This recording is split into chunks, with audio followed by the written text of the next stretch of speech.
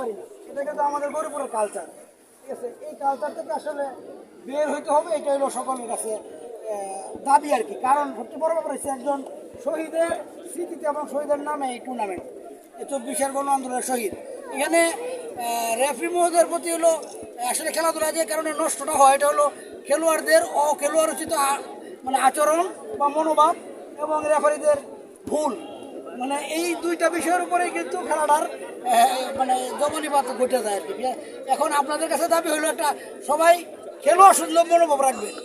ভুল একজন হইতে পারে, ফাউল হইতে পারে, এটা খেলার অংশ, কিন্তু পরবর্তীতে আপনার একটা ফাউল করছে, আপনি উল্টা তারা মায়ের আরম্ভ করছেন, এই ঘটনাগুলো থেকে যাতে না হয় এইটাই। আর আপনারা যাতে ভুল কম করেন, সতর্ক থাকবেন একটু, ঠিক আছে? এটার উপরে এলো খেলার টুর্নামেন্টটা শেষ হওয়া নির্ভর করবে। ফেয়ার তো অবশ্যই, ফেয়ারের কথা তো বলতে হয় না যে ফেয়ার অবশ্যই বাধা।